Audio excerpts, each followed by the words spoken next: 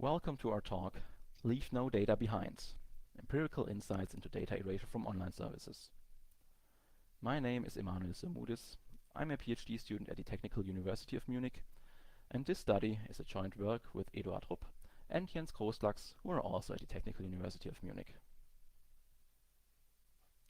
In 2018, the General Data Protection Regulation came into force in the European Union, and it introduced a set of user rights that aim to give users more control over their data. This study focuses on the right to erasure, also known as the right to be forgotten. It allows users to request the erasure of their personal data from online services. We already know from empirical studies on other user rights that the compliance of online services with regard to user rights of the GDPR is in general rather low. For instance, in 2021, we conducted an empirical study on the right to data portability, where we found a compliance rate of only 29% of online services who fulfill all the requirements of the right to data portability. So we're now asking, with regard to the right to erasure, how do data controllers deal with data erasure in practice, and what are the implications for data subjects? To answer this main research question, we look into different aspects of data erasure. We first look into what kind of data can users of websites easily delete within their accounts without deleting the complete account. Then under what circumstances and in which ways can users exercise their right to erasure? Is the request of an account deletion within the account, for instance via pressing a button, equivalent to sending the data protection officer a formal right to erasure request? Then how do the data controllers respond to this data deletion requests? And finally, what kind of data remains after a successful data deletion request? We can't cover all of these questions within this short talk, so I will focus on the main findings of the study. So to give you some more background, Article 17 of the GDPR allows users to have their personal data deleted from online services under certain circumstances. That is, for instance, if that data is not needed anymore for processing payments or something like that. In addition, GDPR also features Article 6, the lawfulness of processing, which restricts services to only process data when the user has given consent or the processing is necessary for other purposes.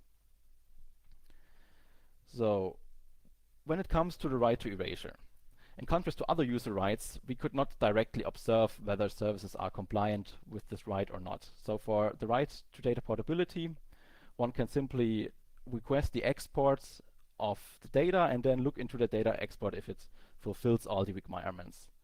We of course can't look into the servers of the online services, so we had to go with a more of an exploratory approach here. So to collect as much information as possible on the data erasure practices of online services, we went for a two-stage process. In the first stage, we created accounts at 90 popular online services, which were taken from the SimilarWeb ranking. We used SimilarWeb in order to have accounts at a variety of different types of services. Then, over a period of 6 weeks, we manually feeded data into these accounts to make sure that each of the accounts features a rich variety of data that can then later hopefully be deleted. Then, after at least 6 weeks, we requested the data erasure from the online service. We tried to make this as similar to as a normal user would do.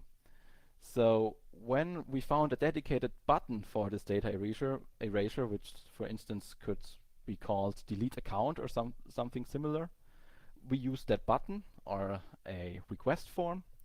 If there was no button or request form, we sent an email with a formal request under Article 17 GDPR to request the erasure of our personal data.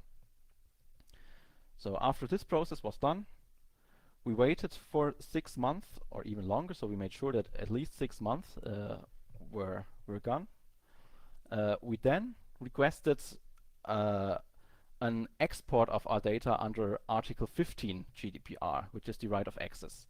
So this right gives the user the right to receive the information the service has about them. So requested to get this copy of our data and then looked into it to see, is there data remaining that should have been deleted before. To gain even more insights, we sent follow-up emails to the services that did not delete or anonymize all data correctly. We analyzed the privacy policies of the services on information about the data deletion process, and we sent a questionnaire to all data protection officers of the services in the sample. The graph on this slide shows the cumulative distribution of total deletion times. That is the time from the initial request until the data was finally deleted. All but 3 of the 90 services responded to our erasure requests. From the 3 services that did not respond, 2 erased the data anyway. But of course, these services are not included in the graph, as we cannot say how long the erasure exactly took. So we found that around 50% of services erased the data on the day of the request.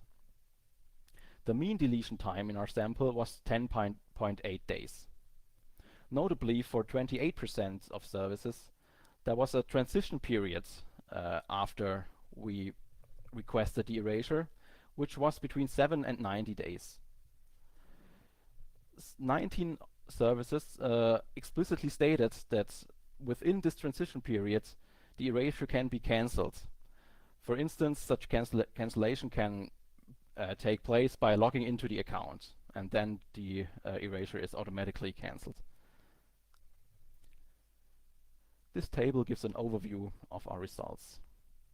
We found 3 different ways in which services could violate the terms of Article 17. First, there were services which still sent us a newsletter after the account was deleted. Note that we never separately signed up for a newsletter, but indicated our interest in receiving a newsletter by, for instance, by a check mark within the account. Then there were instances where public data was not deleted or anonymized. So where possible, we created public posts or tweets or whatever. And then after the erasure, found that, for instance, for all services, for 27% of services, this public data was not sufficiently deleted or anonymized. That is, for instance, our name was still over it. Then there were services where we received a positive response to our Article 15 requests. So these were the requests under the right of access. So these services still responded with our personal data more than 6 months after we made the erasure request. All in all, we find that for 73% of services that they could be marked as compliant. So we could not find non-compliant behavior of these services. 18% of services where there was the possibility to sign up for a newsletter still sent us a newsletter. 27% of services where we could create public posts did not delete or anonymize that posts, and 16% of all services sent us a positive Article 15 request. Notably is the difference in request methods. As stated earlier, where possible, we requested the erasure by the click of a button, and only if that was not possible, we sent an email with a formal Article 17 request. We found that only 69% of services where the button was used for the erasure are compliant, whereas 82% where we submitted a request where we submitted a formal request using an email were compliant. So this leads to a significant difference in request methods. Regarding the country or the popularity of services, we could not find significant differences. As seen in the table, there is a significant difference between data erasure which is requested via the click of a button versus the erasure which is requested via a formal Article 17 request, where the non-compliance rates are 31% and 18% respectively. This leads to the question, should these types of data erasure via button and erasure via formal request, be treated in the same way? We asked this question the data protection officers and received mixed answers. Some explicitly said, yes, to use your rights under Article 17, please use the erasure method that is given within your account. Others said no, we don't treat this in the same way. We also analyzed the privacy policies, but they mostly contain no details on the deletion process, that is, what data will exactly be deleted when making this request. So one argument in favor of treating this the same is that from a user's perspective,